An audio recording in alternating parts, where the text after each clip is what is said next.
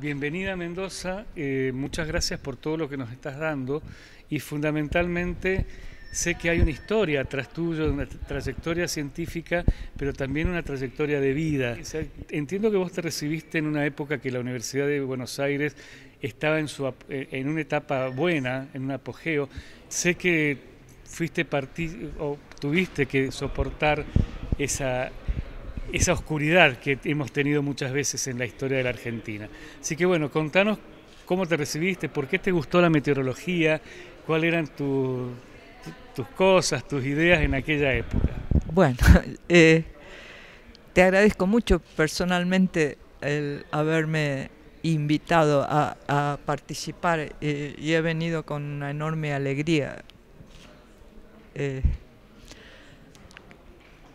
y además me gustó mucho el hecho de que el sábado pasado te atreviste a mandar un pronóstico del 75% del Sonda, que es un pronóstico difícil lo hiciste con seguridad efectivamente ocurrió. Me dejó muy impresionada eso. Bueno, Tuve la suerte de nacer en la Argentina y de estudiar en la Argentina y yo iba a estudiar física. ajá, eh, en realidad yo iba a estudiar medicina y una compañera, justo antes de entrar en, eh, en, en la facultad de medicina, una compañera del secundario que respetaba mucho me dijo: vos sos buena para las matemáticas, tendrías que estudiar física. Y ahí me cambié y entré en ajá, física y la medicina, en vez de medicina. está bien. Y, y, cuando, y después del curso de ingreso, mi mamá, que era viuda y que tenía un sentido práctico, vio que había un aviso del servicio meteorológico que iba a haber una competición sobre becas Ah, sí, sí, y, eh, y entonces me cambió de carrera, me anotó como meteoróloga, no como física. Y, y eso me cambió la vida. Yo ni sabía que existía la meteorología. claro, está bien. Y le estoy muy agradecida a mi mamá que hizo ese cambio sin consultarme. eh, eh, Tuve la suerte de estudiar en ciencias exactas en la época de oro que Sí, Rolando García y Manuel Sadowski lideraron en la con facultad. tantos profesores increíblemente buenos. Y después, cuando me recibí de licenciada, creo que fue en el 65, después era ayudante, y en el 66 creo que fue la Onganía, Intervino la universidad, sí. intervino la universidad después de echarlo a Ilia. Sí, Y, yo no estuve en la noche no fui a Perú esa noche por ajá, alguna razón, ajá, pero fue horrible realmente. Y, y por suerte había un profesor de MIT que se llamaba Ambrose, que fue golpeado lo sí, mismo que los recuerdo, otros, sí, nosotros. y eso lo puso en las noticias internacionales, Sí, si no, no se hubiera enterado nadie. claro, sí, Y después de eso, los docentes, muchos docentes, decidieron renunciar a la facultad, y yo renuncié también. A veces tengo dudas de si fue la mejor decisión, pero había que hacer algo para mostrar eh, qué horrible que había sido la intervención violenta en la facultad. Y después de eso, Rolando García, que es un meteorólogo, además de muchas otras cosas, sí, filósofo también. sí, filósofo, es realmente un genio. Y ahora tiene más de 90 años Sí, y sigue siendo igual un genio. Eh, Le escribió a Jules Charney, que era profesor en MIT, sí, y le pidió que si me podía y que me aceptara como ayudante con una beca. Y fui entonces a MIT con mi primer marido, Alberto Rivas. Y cuando yo pensaba que ir a que en Estados Unidos iba a ser muy distinto de lo que me encontré. Por ejemplo, pensaba que iba a haber, que como en la Facultad de Ciencias, digamos, el 40% de los estudiantes eran mujeres, en Estados Unidos, que era mucho más avanzado, me imaginaba que iba a haber el 50%. Y cuando no solo no era así, sino que yo era la única alumna. Las mujeres estaban completamente oprimidas en Estados Unidos, y una cosa buena que tiene Estados Unidos es que a veces puede cambiar. Entonces la revolución feminista apareció en Estados Unidos porque eran completamente necesarias, y ahí cambiaron mucho realmente. Ahora en MIT hay casi el 50% de estudiantes de mujeres en meteorología. Te quería comentar que ayer, en el homenaje que hubo en la legislatura, hubo algo muy simbólico que a mí también me tocó mucho, independientemente de las posiciones políticas, ¿no? Pero la persona que en toda esa cosa le dieron para que te diera tu homenaje, ese pergamino, ese obsequio, era el presidente del bloque radical, que era en realidad el partido que había sido desalojado en ese momento. O sea, para mí, y no fue premeditado, lo hicieron y salió así. Y la persona que tenía al lado era el presidente del bloque del Partido Conservador de Mendoza, que me dijo, pero es que a nosotros también nos echaron, porque acá teníamos en esa época un gobernador de esa línea política. O sea que, y además, cuando vos hablaste, y cuando en realidad la senadora dijo a quién le habías dedicado el libro, en el último libro, también el otro grupo mayoritario del Frente para la Victoria se sintió identificado porque habías dedicado el libro a las abuelas de Plaza de Mayo, que es un ícono en la historia de la Argentina. Entonces, yo me sentí que realmente lo que habíamos dicho, el pueblo de Mendoza en sus distintas vertientes políticas, en un ambiente absolutamente democrático, te estaba rindiendo un homenaje. Eso me emocionó mucho. Estuvimos también en un momento emocionante para nosotros y para vos, en un congreso de la American Meteorological Society en Dallas, en Texas, y nos sorprendimos cuando llamaron por tu nombre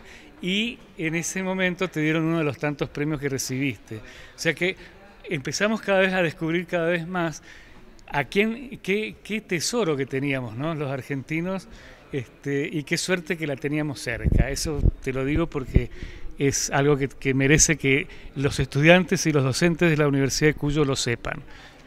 Cuando escribí el libro sobre pronóstico numérico del tiempo, que con computadoras, le dije a mi esposo, mi segundo esposo, me dijo que tenía que dedicárselo a las abuelas, y inmediatamente vi que tenía razón, porque son realmente algo increíble.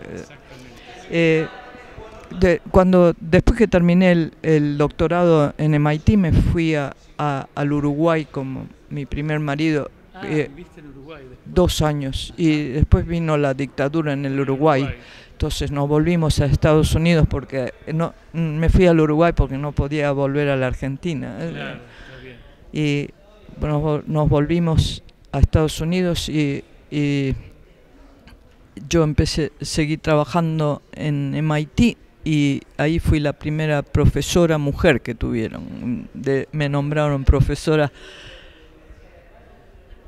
que es increíble, nunca habían tenido una profesora mujer. Después me fui a la NASA en Greenbelt, en Goddard, y ahí fui jefa de un grupo de pronóstico numérico y uso de satélites, y desarrollé un modelo que usaron por muchos años ahí, y después me invitaron a ir al Servicio Meteorológico de los Estados Unidos y dirigir la división de investigación, que se llama ahora el Centro de Modelación del Medio Ambiente, y ahí mejoramos mucho la metodología, porque Estados Unidos se había quedado atrás, y introdujimos nuevas cosas, algunas yo misma, como el método de ensemble. Y después de eso Ahí estuve 10 años y después me fui a la Universidad de Oklahoma, donde me dieron una posición, y después decidí irme a la Universidad de Maryland, y ahora estoy trabajando ahí. Y estoy muy contenta. La verdad que Estados Unidos es un país fantástico para trabajar, y le estoy muy agradecida por haber tenido la oportunidad de trabajar en estos lugares extraordinarios con gente extraordinaria.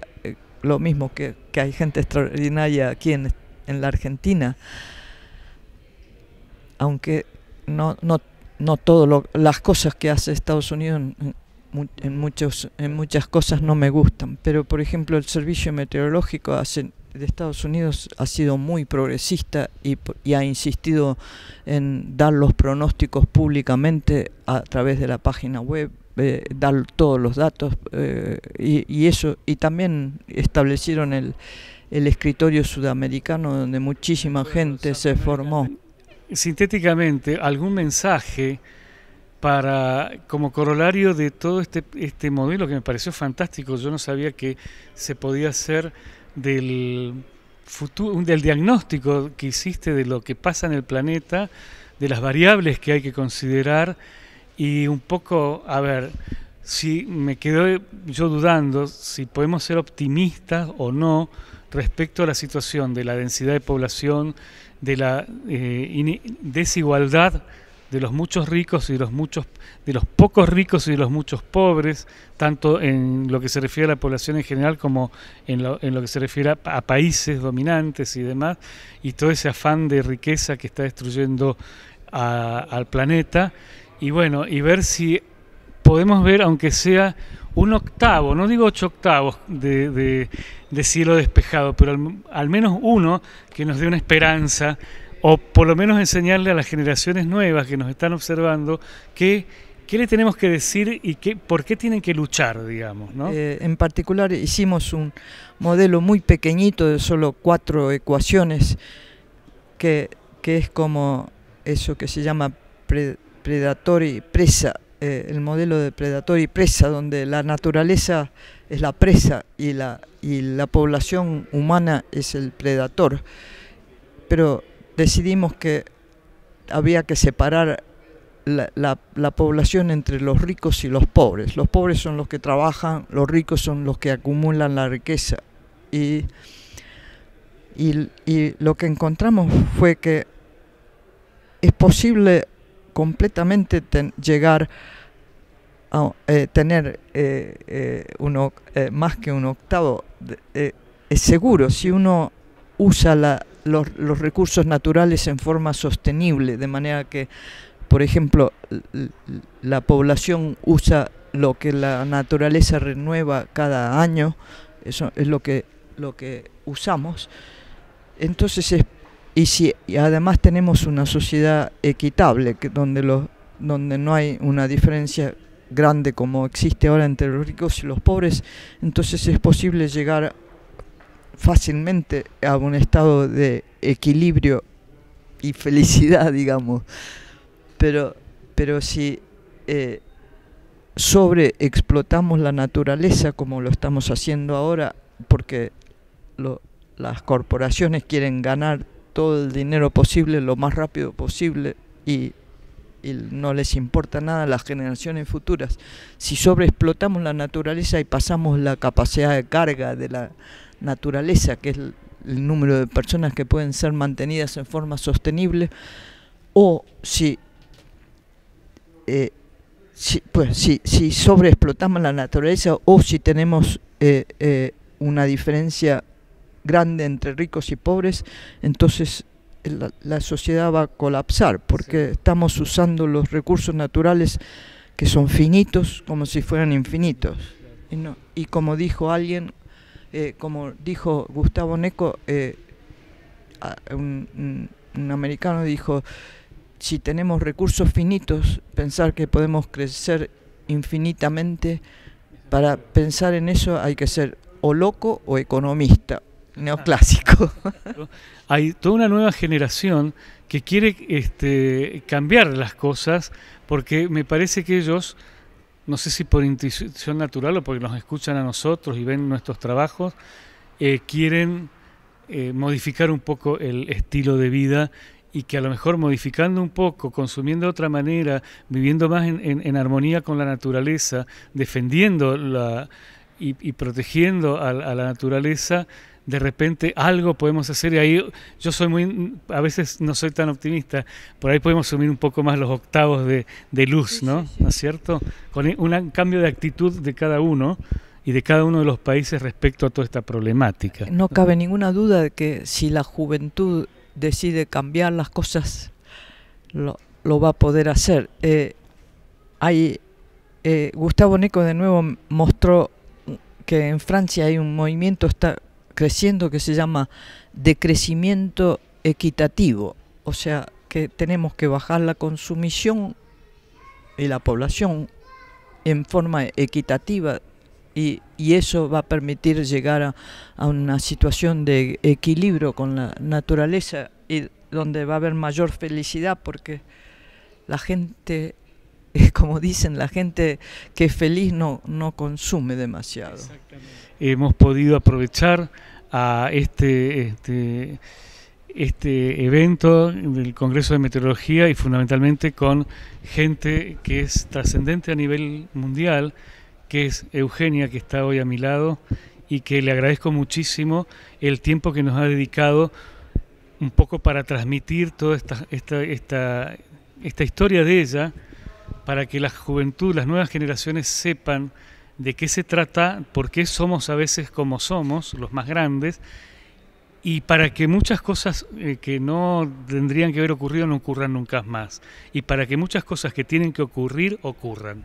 Muchísimas gracias por esta oportunidad de poder hablar con ustedes.